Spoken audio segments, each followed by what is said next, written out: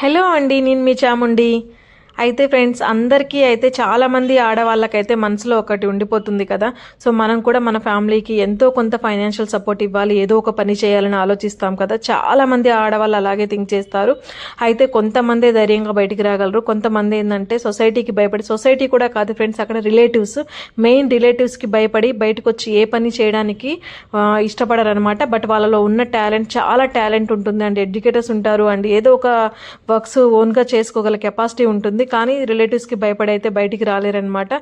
ఈ రిలేటివ్స్ ఎలా ఉంటారు అంటే, మన ముందు ఓకే స్టార్ట్ చేశారా అంతా బాగుంది అని చెప్పేసి అంటారు. కానీ తర్వాత ఆమెకు ఏమంత అవసరం చెప్పండి, అంత అవసరం ఏంటి అని థింక్ చేస్తారు. అవసరం ఏముంది ఫ్రెండ్స్, డబ్బులు రూపాయి వస్తుంది, మనం కష్టపడుతున్నాము, మనకు ఒక రూపాయి వస్తుందంటే అందులో తప్పేముంది చెప్పండి. మనకి ఎంత ఆస్తులు ఉంటే ఏముంది, అది మన పెద్దవాళ్ళు మనకి ఇచ్చినవి మనం మన పిల్లలకి ఇచ్చుకుంటాము.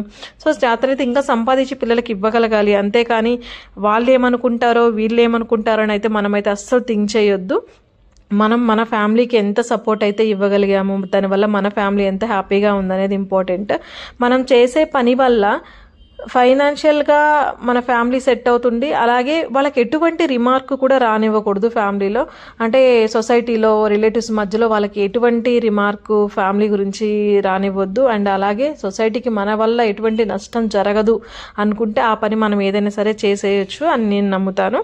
సో నాకైతే చాలా ఇంట్రెస్ట్ అనమాట, ఓన్గా బిజినెస్ చేసుకోవాలి, ఓన్గా ఏదైనా చేయాలని ఫస్ట్ నుంచి అదే ఇంట్రెస్ట్ ఉండేది. సో నేను చదువుకున్నా కూడా నాకైతే మంచిగా బిజినెస్, జాబ్ కంటే కూడా బిజినెస్సే బెటర్ అనిపించింది. సో నేనైతే ఇట్లా బిజినెస్ చేసుకుందామని చెప్పేసి డిసైడ్ అయ్యి ఇలా ఈ ఫీల్డ్లోకి వచ్చేసాను అనమాట.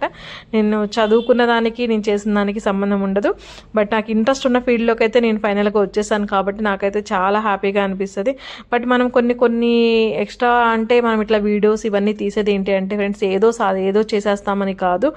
మనకి ఏంటంటే ఎవరికి చెప్పుకోలేని ప్రాబ్లమ్స్ అయితే ప్రతి మనిషికి ఉంటాయి. అది పిల్లల రూపంలో అవనివ్వండి, పెద్దవాళ్ళ రూపంలో అవనివ్వండి, అవి ఎవరికి కూడా మనం చెప్పుకోలేం. ఇన్ కేసు చెప్పుకున్నా కూడా ఆ బాధ ఏంటి అనేది ఎవరికి చెప్పుకున్నా కూడా అది తీరదు. ఎప్పటికీ గుండెలు పగిలిపోయేంత బాధ మన మనసులో ఉంటుంది. సో అటువంటి వాటి నుంచి మన మైండ్ని అయితే డైవర్ట్ చేసేసుకోవాలి. లేదు అంటే మన ఫ్యామిలీకి అది చాలా ఇబ్బంది అవుతుంది, ఉన్న పిల్లలు ఇబ్బంది పడతారు. సో కాబట్టి మన మైండ్ని ఎప్పటికప్పుడు రీఫ్రెష్ చేసుకుంటూ, మైండ్ని డైవర్ట్ చేసుకుంటూ ఉంటే మన ఫ్యామిలీ అండ్ మనం కూడా చాలా హ్యాపీగా అయితే ఉంటాము.